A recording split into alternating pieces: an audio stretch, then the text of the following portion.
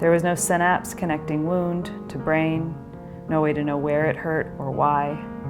It was inward, and if no one noticed, it just as well didn't happen.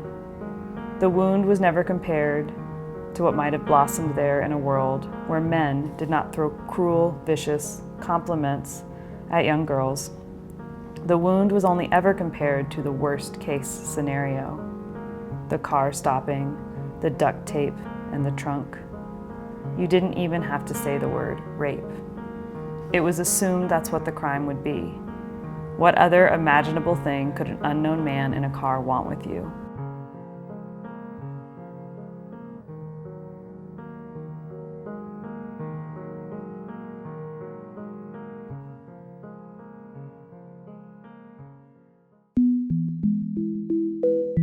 You know, sexism is everywhere, right? Sexism is in the air we breathe. It just manifests differently, or people feel more comfortable in different places, maybe. I was surprised when I got to Texas Tech, maybe how foregrounded some of the commentary was. I wanted to start a graduate-run reading series, and I went to the dean and asked for money, and I prepared what I thought was a very professional proposal and clearly laid out what I wanted. And when I was granted this money, more than one male PhD student and one professor as well made comments to me about, what did you wear to meet the dean, who's also a man? You got to teach me your tricks, what kind of mascara you wear, things like that they thought were funny. 3 or 4 years prior, I probably would have kind of laughed along with them as a way to be part of the club that they were the presidents of. I write a lot about power dynamics between men and women and about intimate partner violence. And I thought that being sexy and appealing was wrapped up in going along with the joke.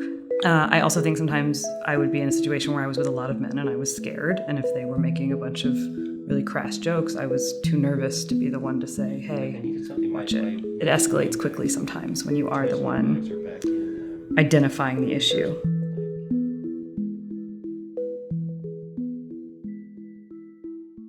With catcalling, I'm not really sure how to explain to someone who doesn't understand why it's damaging. I like to run, and women die a lot or are attacked a lot running. Lubbock is a lot more sparse. That's been the hardest thing for me in some ways with just being in public.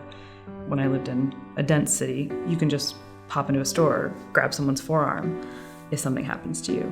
I mean, I got catcalled more in New York City than here. But here, I'm alone, and there's no one nearby, and it tends to linger longer, and it tends to escalate faster. That's so cute. There you go, you put him on there. Do you like a towel? No, watch this, he's gonna get on the hot ones. The hot ones are good.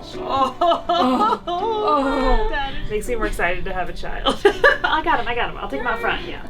I left an abusive relationship like 2 months before I moved here, so I think I was also starting to think about ways that I had been maybe complicit in my own degradation. Yep.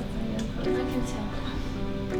He was a writer, and there is this assumption that if you're a writer, you're thinking about the nuances of emotion or human need. In his writing, he was really thoughtful. And then at night, two really abusive, controlling, like he couldn't reconcile the two, but I wasn't reconciling them either. When I did come out of it, and I was in therapy, I started doing a lot of research to kind of try and figure out how this had happened to me, who thought she was so feminist and thought she was so empowered.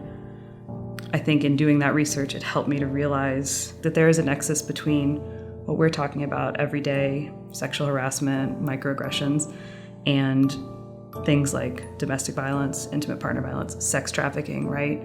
I think Claire Vaye Watkins said, you have to do the little things. You have to see someone as inhuman before you can take those next, more violent steps. And so I just saw the ways that, he and I had both been bred by the culture in some ways.